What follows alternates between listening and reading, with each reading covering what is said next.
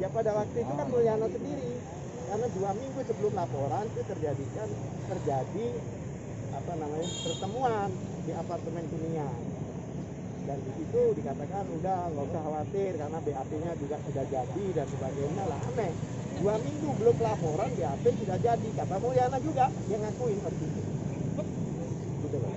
Dari pertanyaan JPO gimana Pak Yusuf? Tadi seolah-olah mau menggiring ada pertanyaan seolah-olah karena ada COVID satu saksi itu bisa dijadikan tiga kasus. Penegakan hukum itu tidak mengenal COVID. Kenapa Ya, pada waktu nangkep nggak ngomong COVID? Betul. Ya kan, penegakan hukum itu sesuai KUHP, sesuai aturan, itu tidak ada hubungan dengan COVID, karena sudah ada aturan sendiri. Tadinya pada waktu COVID yang masih COVID banget waktu itu kan terjadi pakai online kan, ya, tapi karena sekarang mungkin sudah reda, oleh sebab itu dihadirkan secara terbuka. Tidak ada alasan COVID. Tapi unsur-unsur yang didakwakan itu, ya kan, satu, masalah penipuan tidak ada karena itu rekayasa iming-iming. Tidak ada kebohongan, tidak ada identitas palsu, tidak ada martabat palsu, unsur dari. Jadi kalau 378 penipuan itu bukan perbuatannya, tapi sebelumnya itu kayak iming-iming bohong itu maksudnya. Tapi tidak. Penggelapan juga tidak kena karena apa?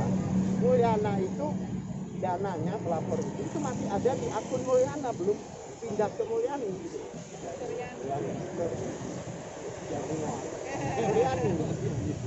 Bukan belum ke Suryani, jadi tidak bisa penggelapan.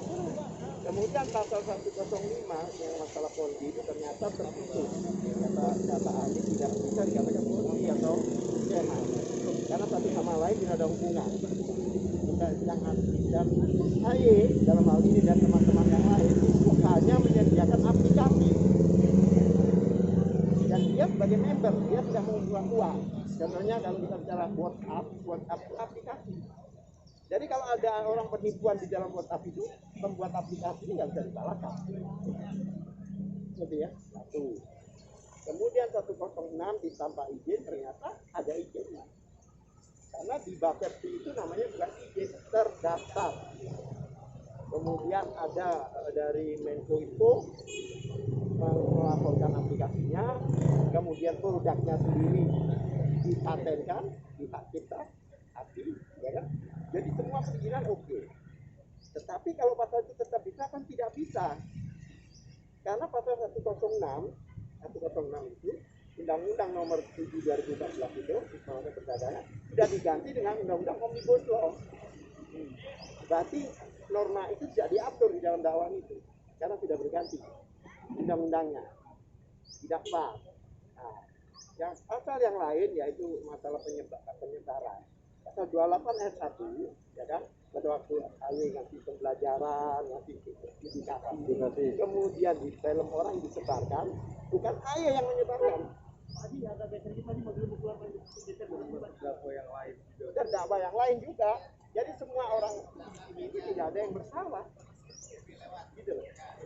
Oleh sebab itu saya lihat kemarin tadi itu pada saat JPU bertanya, dia tidak bertanya substansi karena substansinya sudah nggak ada, sudah kehabisan dia karena sudah kita gali habis, sehingga dia seolah-olah menguji kemampuan akademisnya ahli ini, orang dokter ini, ya kan?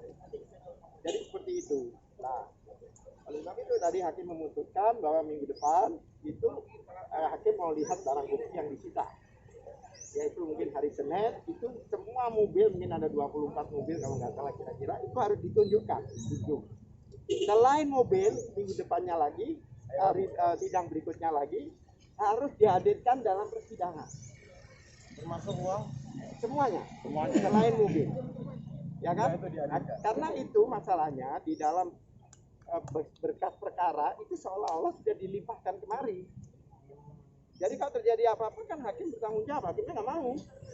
Kalau ada yang hilang apa gimana? Nanti kami juga punya catatan, kita akan cross check. Gitu. Jadi semua aset yang disita dibawa ke pengadilan. Permintaan apa?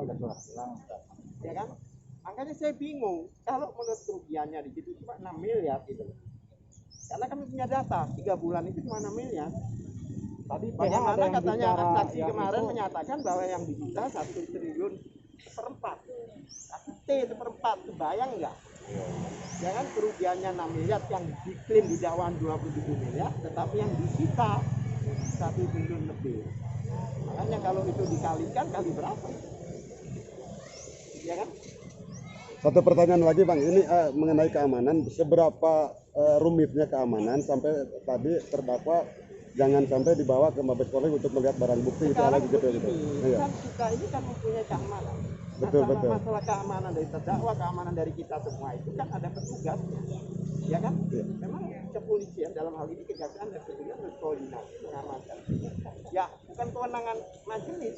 Kalau sudah bicara di luar persidangan, keamanan itu sudah diserahkan ke instansi yang berwenang, ya kan? Resiko kan?